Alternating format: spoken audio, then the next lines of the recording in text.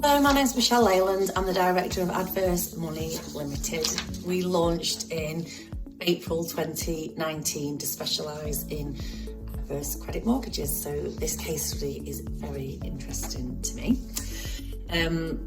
Why do I think studies into adverse credit are important to the specialist lending sector?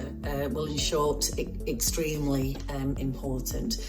I think you've highlighted a lot of misconceptions really within the market and within the industry in the report. I'd say from our experience, what we've learned as a team is no two adverse cases are the same, that they're not underwritten the same.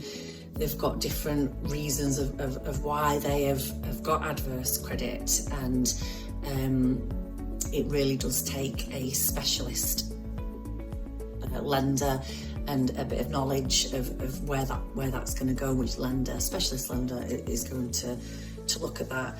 I think from a lender's point of view and for the specialist lending sector, why it's important is it will help the lenders understand trends and patterns that are emerging. I think it's a fantastic time to do this report around COVID-19 to see the impact, because undoubtedly it will help lenders forecast if they need to change any product criteria and help them stay at the forefront really of what the client actually needs from them, and be better equipped to launch a product that's going to cater for the inevitable credit blips that we're bound to see emerging, especially in the next 6 to 12 months for sure. What can brokers learn from this study on adverse credit?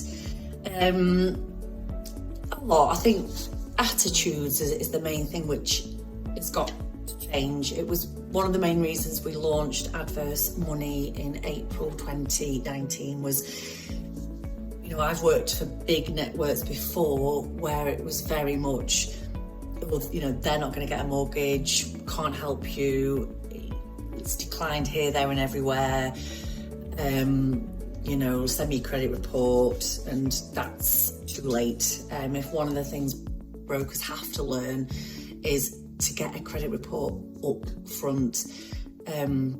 Still quite shocking the amount of clients that we pick up where they have been to so many brokers and not one person has asked them for their credit report, which is just unbelievable. But there you go.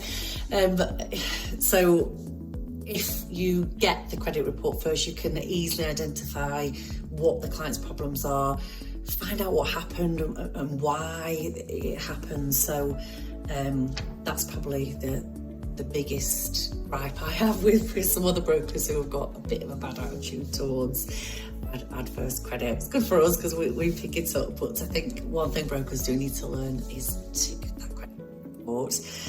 And also, there was a piece in your study regarding the main, or what attracts a client to use a certain broker, or where will they go, or and it was, I think 55% of clients wanted someone recommended to them. So if, by doing a good job from the outset, you will get those recommendations, and you can only do that if you know what you're doing, know the whole client's circumstances, and without getting a credit report, how could you possibly know, even if they've missed one payment or two payments on a catalogue.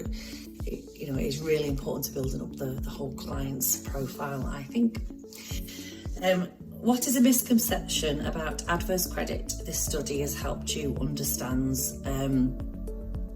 Again, I think a lot of the misconceptions for me were probably before I set this company up.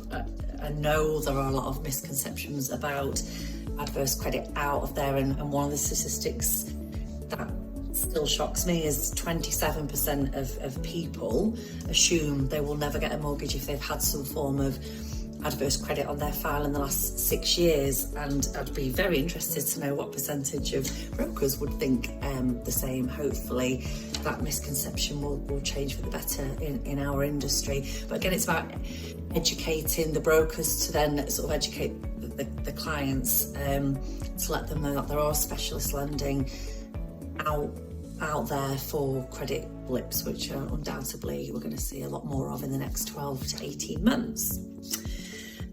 What is the most surprising statistic you discovered in the case study?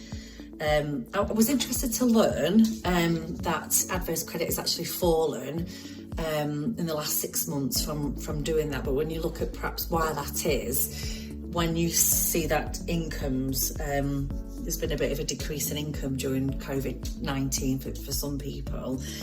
I think people are watching the purse strings. It's not about keeping up with the Joneses anymore. It's about looking after what you've got, appreciating what you have. And it was also good to see some people were paying off some of the debts as well, so debts weren't increasing. However, I think now we're entering into the second phase of lockdown. We might see a few more missed payments on things that are ultimately going to affect people's credit score and affect them getting a mortgage, certainly into next year. We've still got Christmas to come, don't forget. Whether people's spending will continue to decrease would be interesting. So I'd be interested to see if there's, after Christmas, what that would be, and whether the missed payments are going to come January, February, and then from the spring a year later after COVID happened, that's perhaps when we might see the real implications of this pandemic. And to finish on a fantastic note, one of those statistics I was really pleased with is it's fantastic to see more people are considering using a mortgage broker. People with adverse, that's up 66%, which is incredible. But I think even if you look at the fact that from last year, 40% of people would now consider using a broker as opposed to going to the bank and whatnot, is fantastic news for the specialist market and specialist brokers such as myself. So I was really pleased to see that, and I really look forward to seeing if there's going to be another report done, especially after Christmas. Thanks.